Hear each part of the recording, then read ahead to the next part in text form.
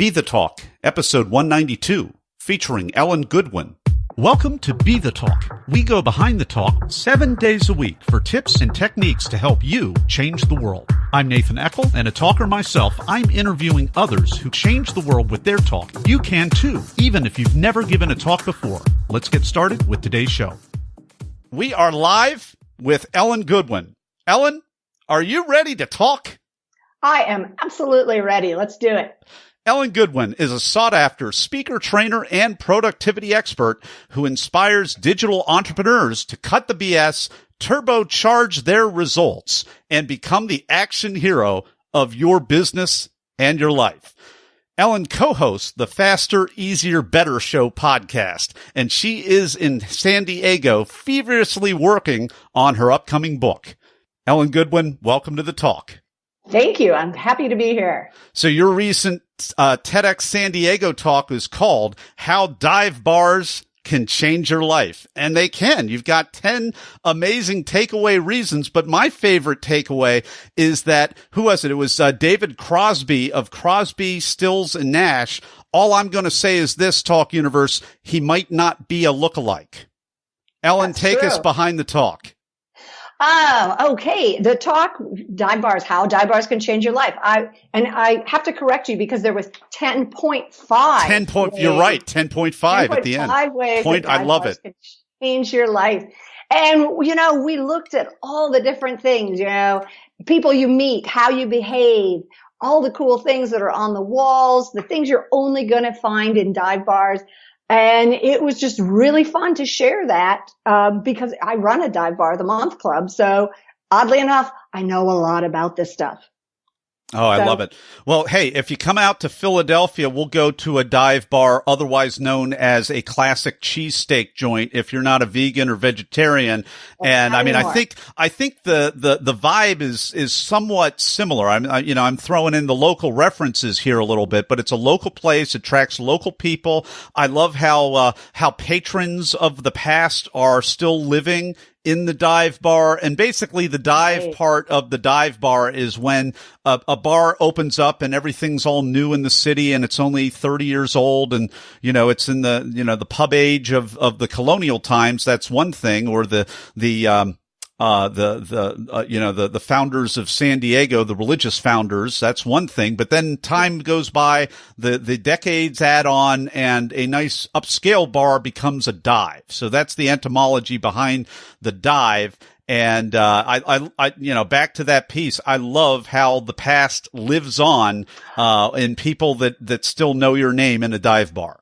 Absolutely. Most really good dive bars have memorials to someone who is a regular and they've passed on. So you're going to find, bronze plaques. We've got bars here in San Diego that they have memorials. There's one where a guy used to play quarters. And so when he passed on, they have his shot glass sitting on the wall so people can still put quarters in there. We actually even have a bar where someone has some of their ashes in an urn that sits above the bar. So you can still, you can have a cocktail with the guy. Yeah, everybody knows your name. I love it. So, you got to watch this because there are really, I'm going to round it up to 11 great reasons like this. There really are 11, and that's the way that it works. And there are 11 great reasons for all of this, and you're going to have to check that out. What I want to do is really kind of dive down. What causes someone to, is the upcoming book about dive bars as well, or is that something else, or what's going on? The book that I'm feverishly working on is about productivity, but we never say the word productivity because everybody hates that word. Mm-hmm.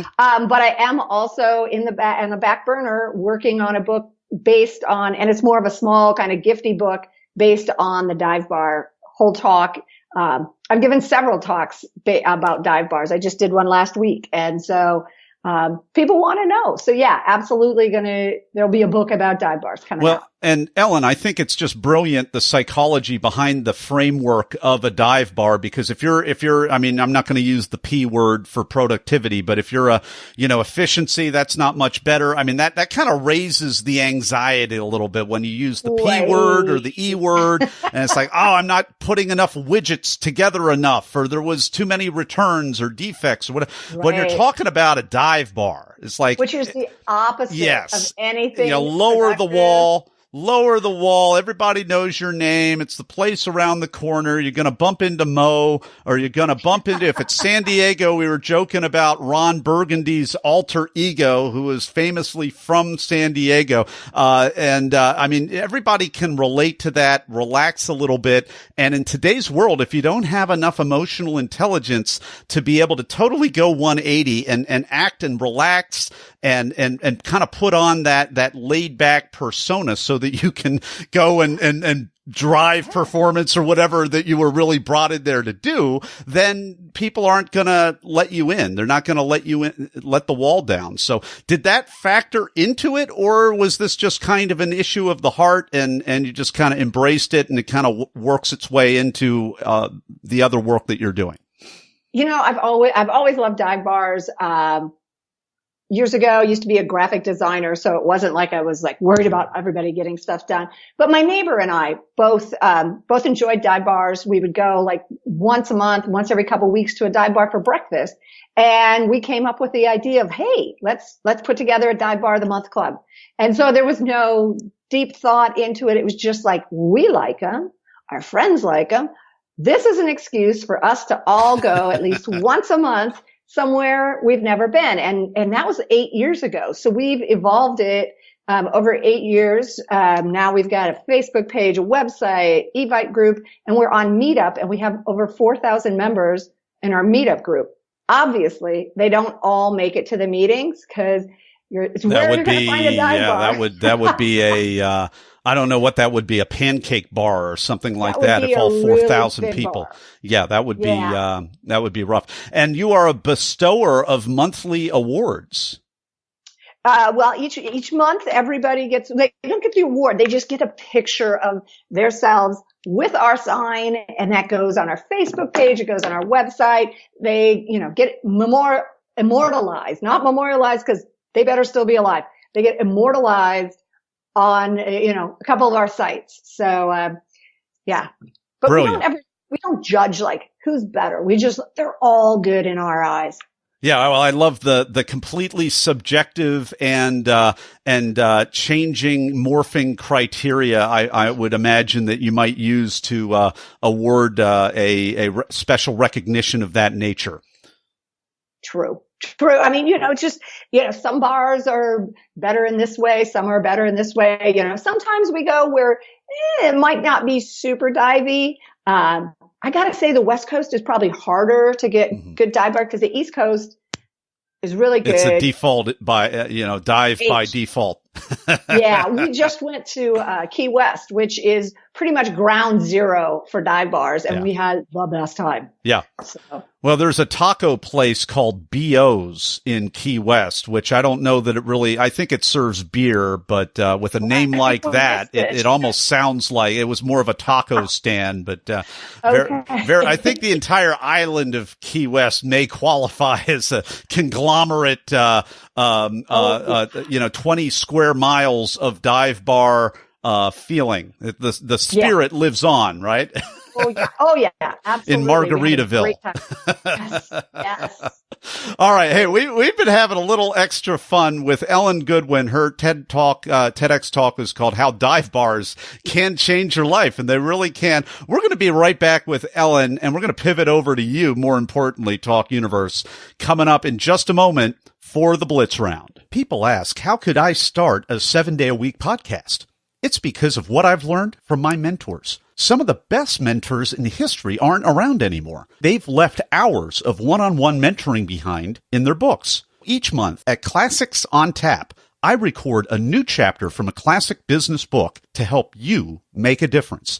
Download your first chapter at classicsontap.com. And we're back with Ellen Goodwin. It is time for the Blitz Round. I'm about to ask Ellen a series of either-or questions related to the preparation and performance of her recent branded talk. Ellen, are you ready? Let's go. Let's do it. Hey, first off, were you selected to speak or did you apply? I was asked to speak. Nice. And how does that happen with a topic such as dive bars? Because usually, I mean, a lot, it is not infrequent that I interview people on the 7-day-a-week podcast. Some of them, it's like how I cracked the DNA code and saved the world. They get invited to speak, but a dive bar that usually, so how did this happen? Well, I always say that, like people are talking about how to save the world and I talking about drinking. So, I gave an Ignite talk, which is 5 minutes with 20 slides, and I did it about dive bars. The head of San Diego TEDx was in the audience. He, saw it, and 30 days before the actual event, someone dropped out. He called me and asked me, could I make it longer and be there in 30 days? Of course. Wow, make it longer. I love it. High praise. I feel like that meme with what's his name, the guy from Saturday Night Live and the Raising Arizona actor who's Nicolas Cage. High praise. Feel like if I had a high praise Nicolas Cage meme right now, I would show that to you. Next question: are you a memorizer, an improviser, or a blender? I am a memorizer. How does that serve you? In something like this, I stayed on track, with 10.5 life lessons and 12 minutes. Everything needed to be spot on. Boom, boom, boom, boom. Mm-hmm. So otherwise, when I speak normally, I memorize enough that I can improvise as needed. Yeah, well, and Talk Universe, I'm going to just say this in defense of Ellen's talk. If you watch the talk, it's very easy to understand. The framework is just, I'm going to tell you this, boom, boom, boom, boom, boom. Yet it wasn't formulaic, even though it was basically a list, but it was so interesting that the way that you delivered it, the way that you delivered it, it didn't sound formulaic, which is just brilliant because it's the most basic, the most basic list framework as they come. So it was all in the delivery. How did you pull that off? I had an excellent coach. They worked with me, Fia, who was lovely. But just for me, whenever I speak, I need a framework. I can't just, and for me, like just doing a list, holy cow, because, there were different things. Nothing kind of flows together. We're going to talk about people. We're going to talk about memorials. So just having a list made it so much easier, and it made it easier. The audience knew like where they were in the talk. Oh, we're at 7. We've got 3.5 to go. Boom. What's a tip, a technique, or a tool that helped you? Oh, this is one of my favorite ones because when I practice, let's say I practice in the living room, I just go around the room and like the front door was number 1. And number 1 is, be kind to everyone. Number 2 was the couch. Number 3. So I just went around the room and each one was attached to a number. So if I got stuck, all I had to do was think of myself in the living room and how it went around the room.